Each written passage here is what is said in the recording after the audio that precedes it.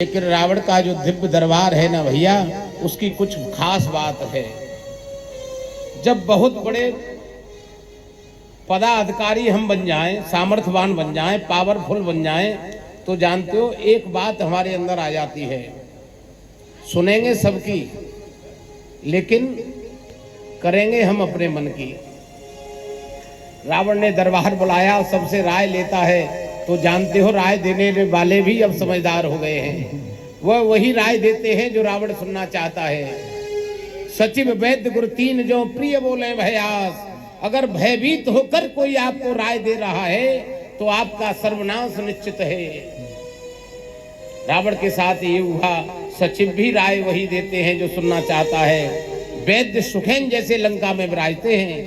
सुखेन वैद्य की सामर्थ्य पता है आपको, जीवन दान देने की सामर्थ्य है। वही सुखेन वैद्य हैं जो लक्ष्मण जी के लिए संजीवनी बूटी बताई थी। ऐसे सुखेन वैद्य जिस लंका में रहते हो, क्या रावण का बेटा अक्षय कुमार मरेगा? नहीं मरेगा। लेकिन अहंकार के बस में आकर सुखेन वैद्य की कोई वैल्यू नहीं करता, वो कोई मान सम्मान नहीं देता है रावण। अरे ये क्या जानता है, भोले बाबा साक्षात गुरु है रावण के। जिसके गुरु भोले बाबा हो उसका चेला ऐसी अनीति करेगा कि जगत जननी मां जगदम्बा जानकी जी को हर के लाएगा। हमारा श्रेष्ठ भी उसी समय हमसे मुंह मोड़ लेता है जब हमारा खुद का मार्ग अनीति का हो जाता है। कुछ क्षण तक आपको समझाएंगे लेकिन आप नहीं मानेंगे तो वो खुद समझ जाएंगे। अब इनको समझाने की जरूरत नहीं है। रावण के दरबार में यही हुआ। लेकिन जानते हो विभीषण जी का स्वभाव ऐसा नहीं है। विभीषण जी आए, पूरा दरबार भरा है और रावण के चरणों में लेट कर कहने लगे, भैया मेरी तो एक ही प्रार्थना है आपसे। क्या? मां जानकी जी को वापस दे दो, मां जानकी जी को वापस दे दो और प्रभु की शरणागति चलते हैं। अरे भैया ये लंका का जो सोने की लंका है और इतना बड़ा वैभव है हमारा, आनंद में बना रहेगा। प्रभु करुणा निदान है, सब कुछ माफ कर देते हैं। जब विभीषण जी ने शास्त्रगत नीतिगत बहुत सी बातें बताई तो जानते हो गुस्से से लाल हो गया। कहने लगा, विभीषण तू एक बात बता, मेरे ही नगर में रहता है और इतना नहीं मेरा ही खाता है, लेकिन विडंबना है तू दुश्मन की बजाता है। गुस्से से लाल हो गया और लात मार दी, जा निकल जा मेरे यहाँ से जाओ।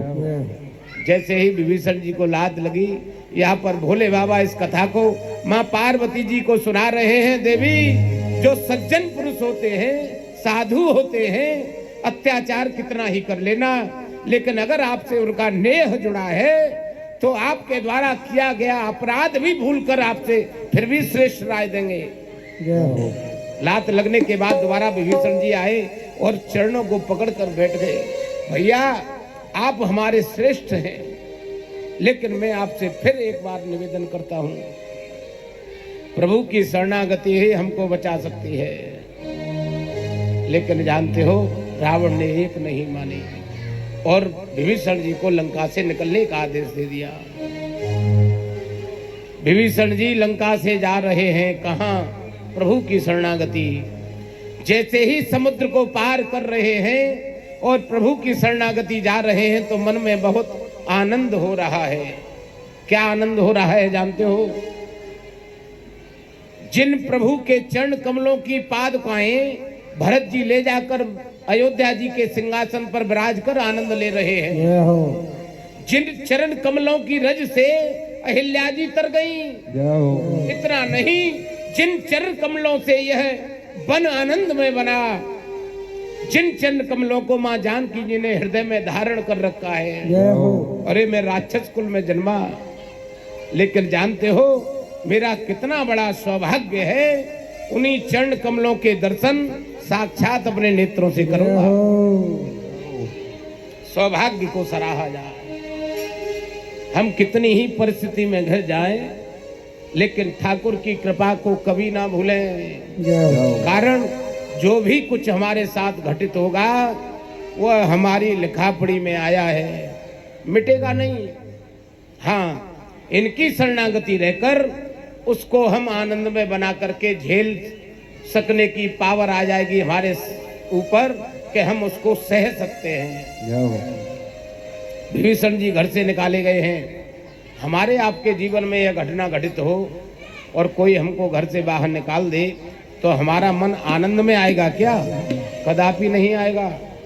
बहुत से उसको भी हम सत्संग करते हुए रास्ते पे जाएंगे, क्या मेरा इसमें हिस्सा नहीं था?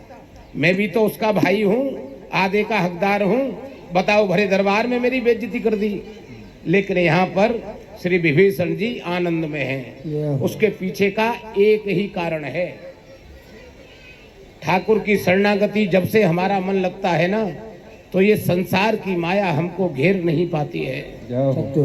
कितनी ही उलझने आ रही हो, पूरी हिम्मत के साथ हम डटे खड़े रहते हैं और यकीन मानना वह ठाकुर का कवच हमको वहां से बचा कर ले जाता है।